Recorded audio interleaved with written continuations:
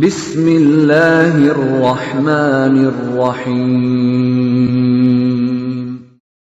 وَلْتَكُنْ مِنْكُمْ أُمَّةٌ يَدْعُونَ إِلَى الْخَيْرِ وَيَأْمُرُونَ بِالْمَعْرُوفِ وَيَنْهَوْنَ عَنِ الْمُنْكَرِ.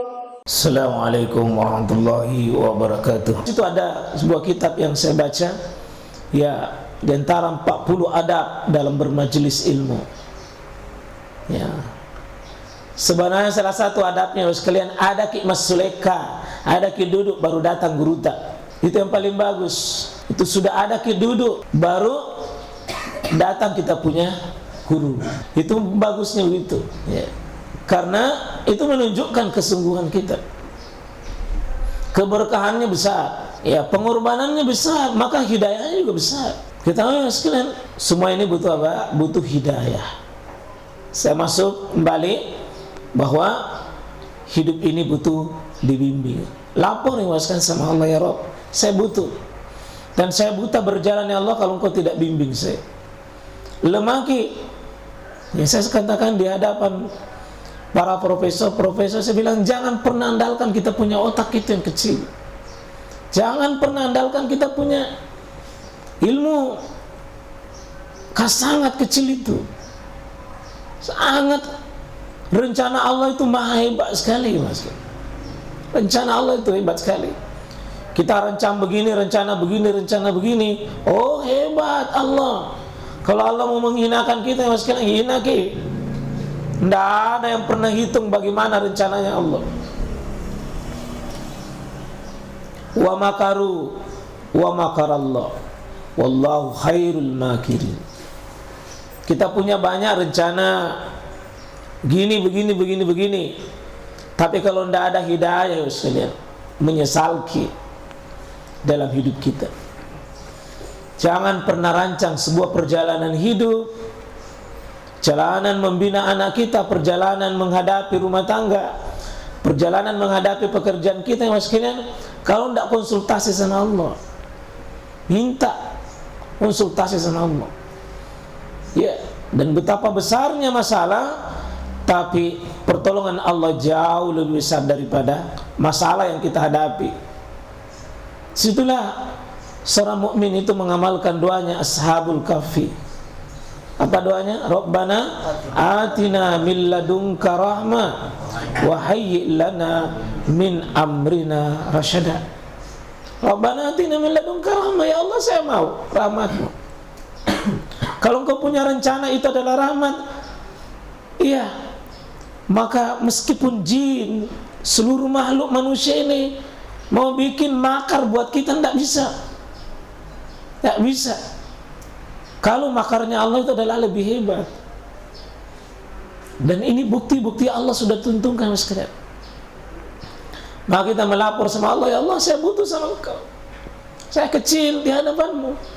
Saya bodoh, maka kasih pintar saya. Saya kecil, maka kasih besar saya di situ. Saya lemah, kasih kuat saya. Saya hina, maka kasih mulia saya di situ.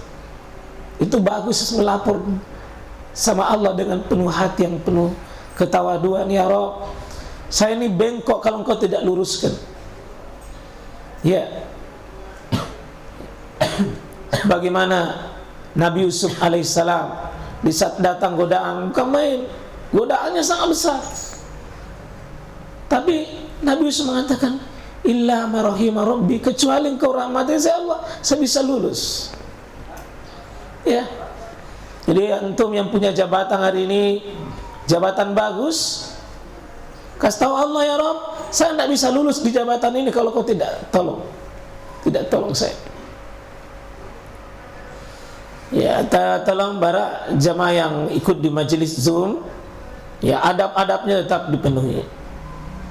Tetap semakin tinggi memelihara adab, semakin mudah hidayah itu menyambut kita. Tapi kalau tidak ada adab-adab, susah hidayah itu masuk. Biar dari pagi sampai sore sampai malam kita Zoom, kalau tidak ada adab-adab tidak bisa. Ya, karena itu sekalian, coba bagaimana Nabi Musa alaihissalam, seorang rasul, berguru sama Khidir. Ini seorang rasul.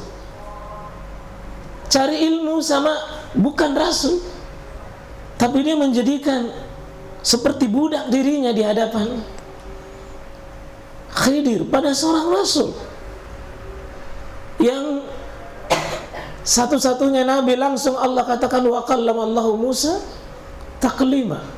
Diizinkan Allah bicara langsung. Nabi Musa bicara langsung sama Allah. Tapi sopannya luar biasa, merendahnya luar biasa di hadapan gurunya Khidir. Karena begitulah pesan para ulama sekalian. Siapa yang mengajari satu ilmu, kata Imam Syafi'i, maka aku menjadi budak bagi dia. Satu ilmu saja. Satu ilmu saja, Pak sekalian. Siapa mengajari saya ilmu bagi saya, maka saya menjadi budak bagi dia. Apa artinya? Penghormatan akan kemuliaannya dan takzimnya sama gurunya atas ilmu itu. Pemberian harta, Mas, sekarang kita bilang alhamdulillah, alhamdulillah. Tapi ketahuilah, ilmu memiliki kelebihan 40 kali lipat dibanding dengan kelebihan harta. Semangatlah, Mas, sekalian. Al ilmu bitta'allum. Ilmu itu dengan terus kita belajar. Kata Imam Ahmad, napasku adalah butuh ilmu. Dan selama aku masih bernapas, maka selama itu pula saya butuh ilmu. Dan ilmu itulah menjemput hidayah. Tidak boleh seorang muslim berhenti belajar. Karena kapan tidak belajar, apa yang terjadi? Penyakitnya penyakit dolin. Betapa butuhnya, Pak, petunjuk. Tapi coba kalau hidup ini, Mas, sekalian, tidak ada. Kalau tidak ada hidayah, coba, maka kesesatan dan kesesatan. Dan pada ujungnya apa? Menangis nanti pada akhirnya.